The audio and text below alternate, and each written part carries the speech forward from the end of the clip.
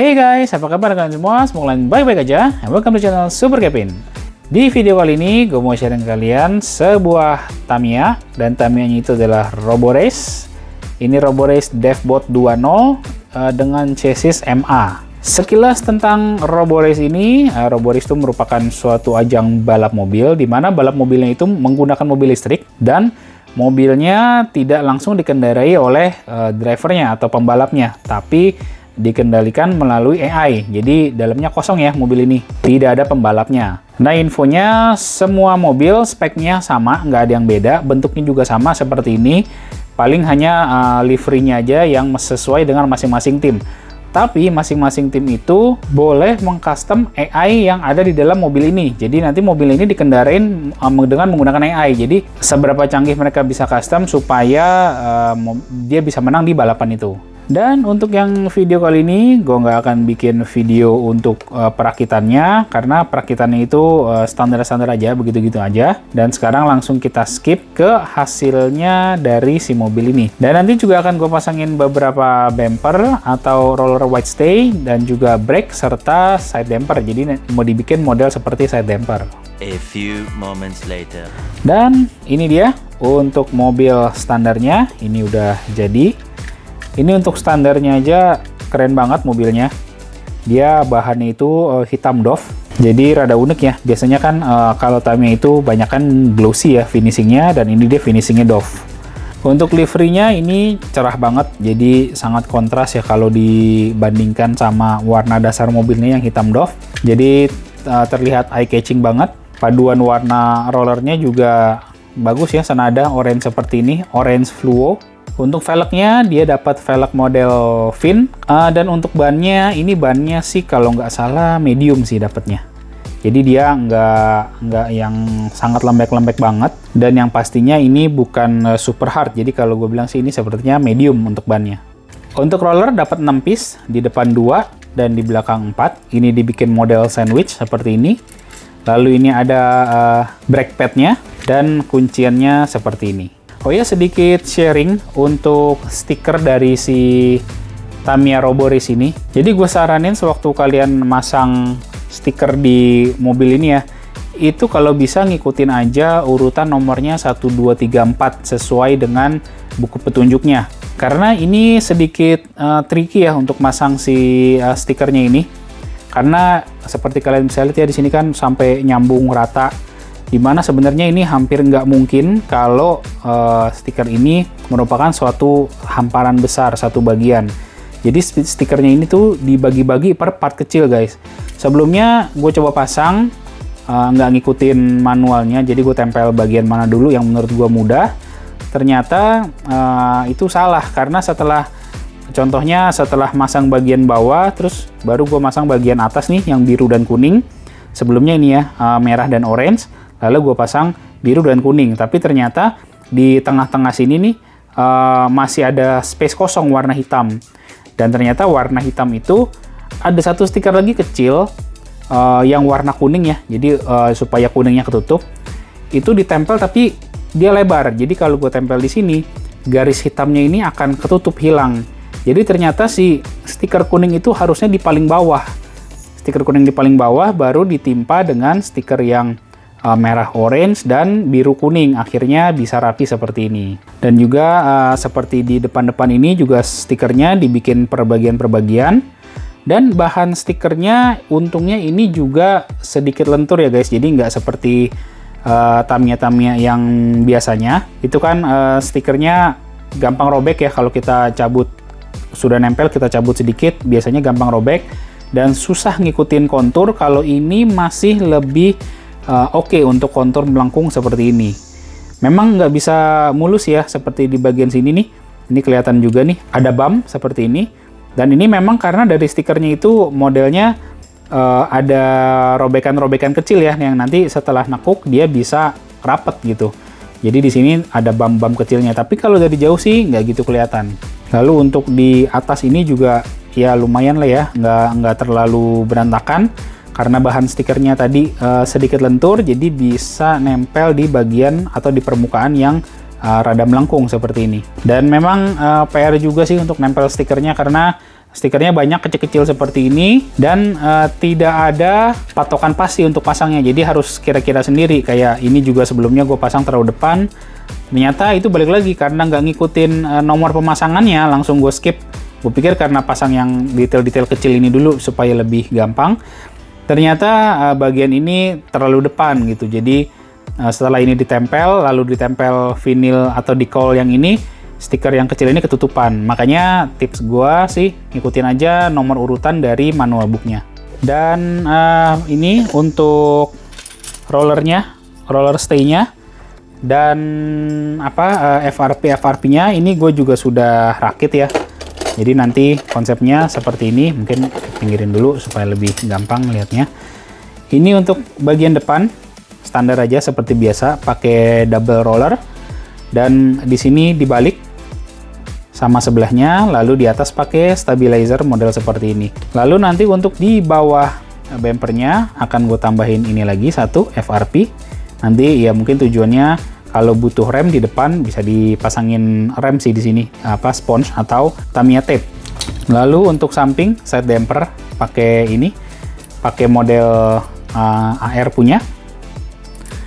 Lalu untuk bagian belakang roller stay atau bumper belakang pakai yang seperti ini. Lalu untuk rollernya ini pakai roller di sini 3 spoke gini, aluminium, pakai bearing 17 mili. Sebelahnya juga seperti ini.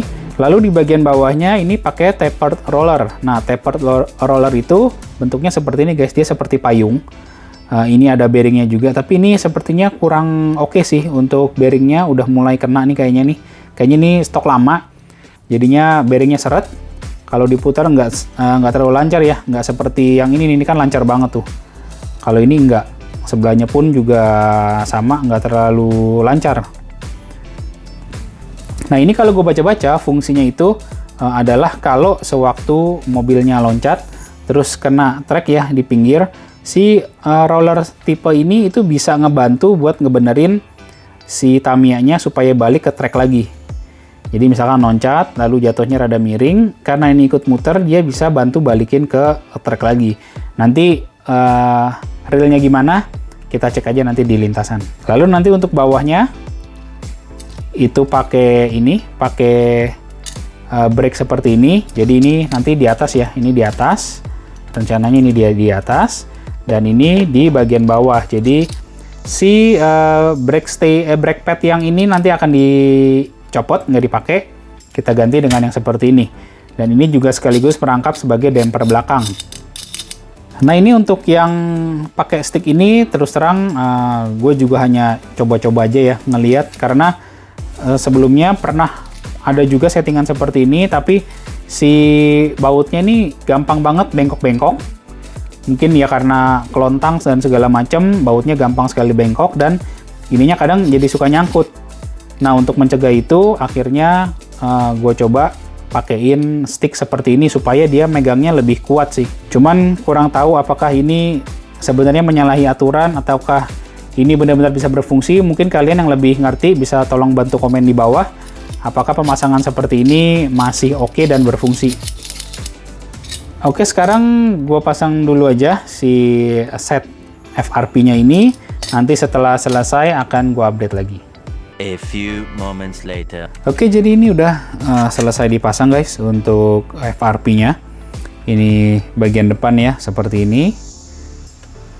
Dan di sini sepertinya rada susah nanti kalau mau pasang damper depan. Sebenarnya tidak ada tempat. Mungkin sih sebenarnya di sini bisa nih kalau kita pakai nanti countersunk. Cuman takutnya juga mentok ke bodinya si lampu depan ini nih. Kalau yang aman tadi yang pasti ada tembusannya sih di baut yang ini ya, baut yang kedua nih di belakang. Tapi ini udah pasti nggak bisa dipakai buat damper depan karena ada lampunya, kecuali kita potong nanti. Lalu di bagian belakangnya seperti ini. Lalu ini yang untuk menjaga dampernya supaya nggak gampang bengkok. Dan untuk dampernya seperti ini, side dampernya. Nah ini side dampernya pakai satu aja yang di bagian atas. Ini sebenarnya di atasnya ini gitu ya, jadi ini gue bagi aja, yang ini buat di depan. Nah, ini untuk pemasangan dampernya juga sedikit harus diperhatikan ya, karena ini kan bukan damper untuk bodi MA. Jadi di sini nih guys, yang paling oke sih pemasangannya seperti ini ya posisinya. Jadi sebelumnya gue udah coba balik. Kalau dicoba balik itu nanti ini terlalu mepet, jadinya nggak bisa jalan, si bumpernya itu mentok ke bodi si dampernya. Jadi pakainya seperti ini, yang jendolannya di luar. Dan ini juga sewaktu kalian ngencengin bautnya, itu dipastikan kayak ini gue copotin dulu deh ya. Oh ya, sekalian sebelumnya ini dulu untuk bagian belakang, cara buka kuncinya memang di sini rada ribet ya, karena banyak halangannya, tapi sebenarnya tetap masih bisa dilakukan, nggak terlalu sulit. Hanya ya ribet aja, banyak halangan-halangan seperti itu. Oke, ini udah copot.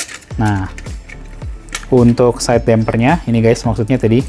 Jadi ini sewaktu kalian kencengin di bagian bawah bautnya, itu kalau bisa ini rada ditahan sedikit seperti ini guys. Seperti ini, terus baru dikencengin.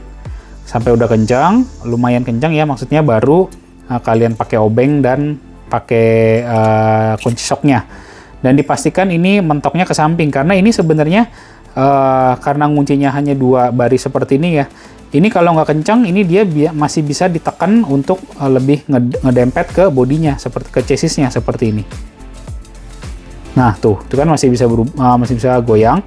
Nah kalau ini sudah goyang seperti itu si dampernya ini sudah pasti akan nempel mentok ke bodinya.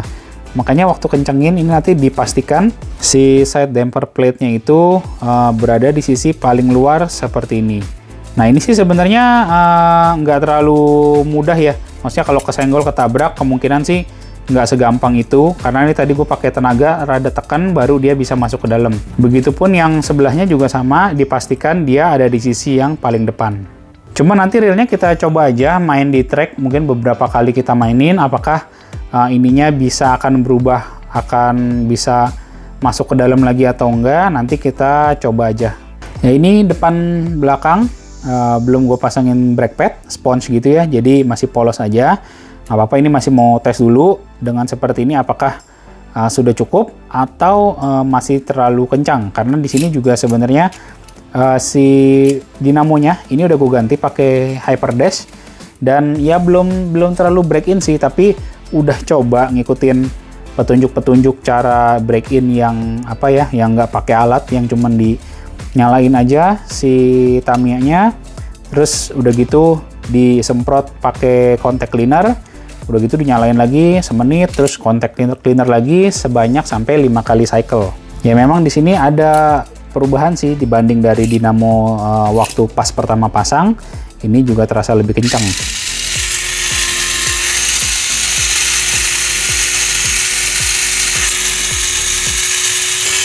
Dan untuk di settingan MA bannya ya kali ini gue cukup hoki juga nih, karena pas kebetulan dapat settingan bannya ya yang stabil kiri kanan, jadi nggak yang oleng-oleng. Jadi ini seharusnya oke nih untuk di track. Ini sedikit gue praktekin lagi untuk cara pemasangannya. Nah, terutama untuk di bagian ini ya guys, kuncinya. Ini kan memang rada ribet.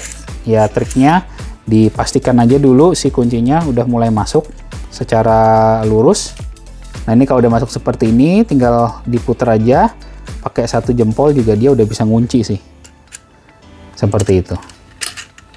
Dan sekarang Tamiya-nya akan gue letakkan di rotating display, jadi kalian bisa ngelihat lebih jelas di berbagai sisi.